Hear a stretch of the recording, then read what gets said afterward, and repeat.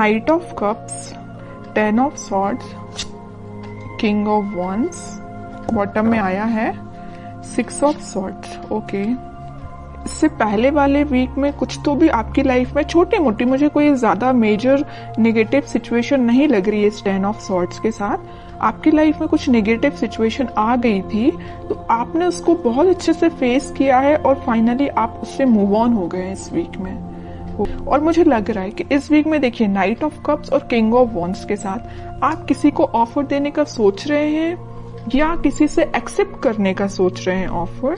अभी तक जो आप डिसाइड नहीं कर पा रहे थे कि आपको किसको ऑफर देना है या किस वे में ऑफर देना है, बट आपका माइंड एकदम सेट हो गया है कि आपको इस पर्सन को ही ऑफर देना है और इस वे में ऑफर देना है। ओके, तो नाइट ऑफ कप्स के साथ तो मुझे लग ही रहा है कि आप अपने माइंड को धीरे धीरे ही सही बट आगे बढ़ाने का सोच रहे हैं।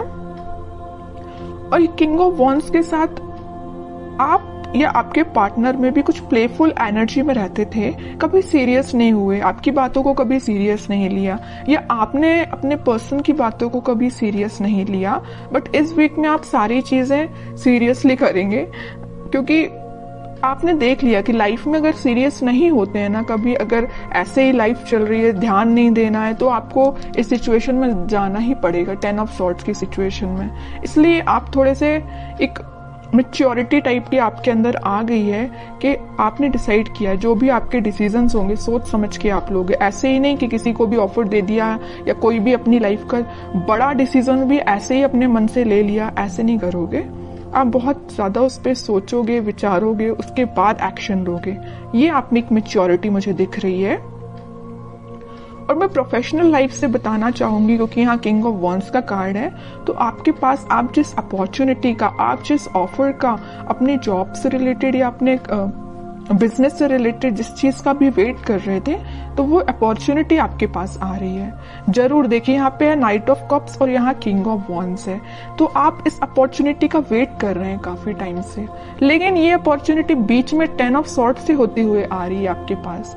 मतलब काफी वेट किया है आपने, काफी इंतजार किया है, काफी आपने धक्के भी खाए हैं जॉब से रिलेटेड या बिजनेस में, लेकिन फाइनली आपके पास अपॉर्चुनिटी आएगी और आप एक किंग की पोजीशन में आ जाओगे।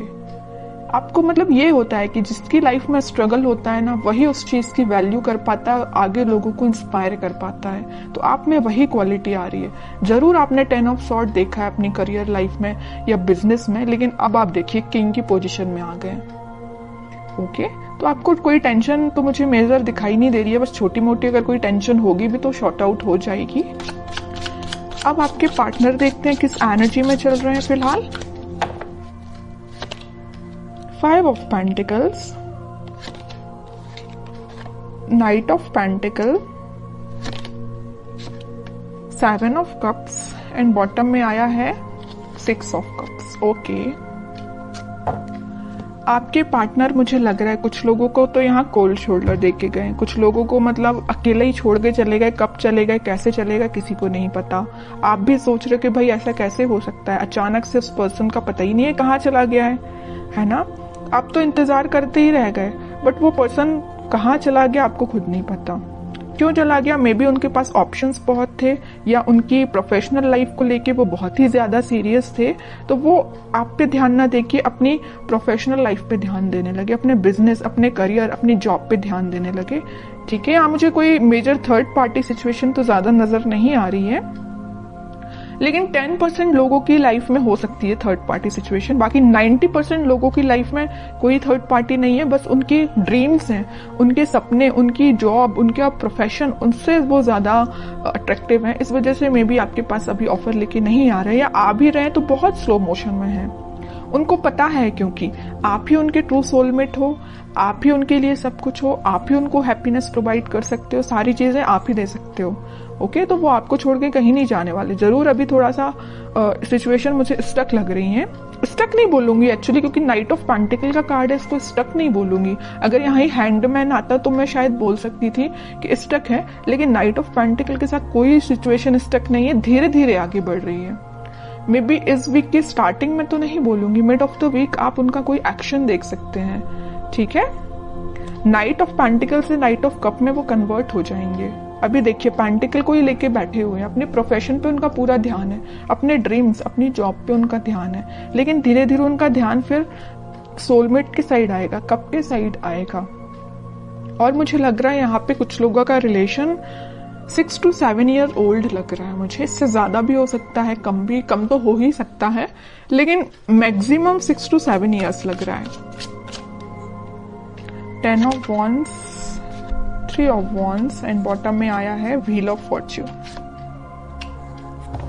बट मैं कह ही चुकी हूँ, देखिए यहाँ पे अब 2 सिचुएशन निकल गई इस 10 ऑफ वॉन्ड्स के साथ। मैं पहली सिचुएशन तो बता चुकी हूँ कि आपके पार्टनर के पास उनके ड्रीम्स, उनके सपने, उनकी जॉब, उनका प्रोफेशन ज्यादा मैटर करता है। दूसरी सिचुएशन यहाँ बन रही है कि उनके पास रिस्पॉन्सिबिलिटीज बहुत ज्यादा हैं, मे बी वो अपने फैमिली मेंबर्स का ध्यान रखते हो या पूरी फैमिली की जिम्मेदारी उन पर हो, तो उस वजह से वो अभी आपके साइड कोई एक्शन नहीं ले रहे हैं। लेकिन 3 ऑफ वॉन्ड्स के साथ वो आपके साइड एक्शन लेना चाहते हैं, वो चाहते हैं आपके पास आना, ये समुंदर को पार करके आपके पास ही आना चाहते हैं, लेकिन उनको ये पार करने में काफी टाइम लग रहा है इस नाइट ऑफ पेंटिकल्स के साथ।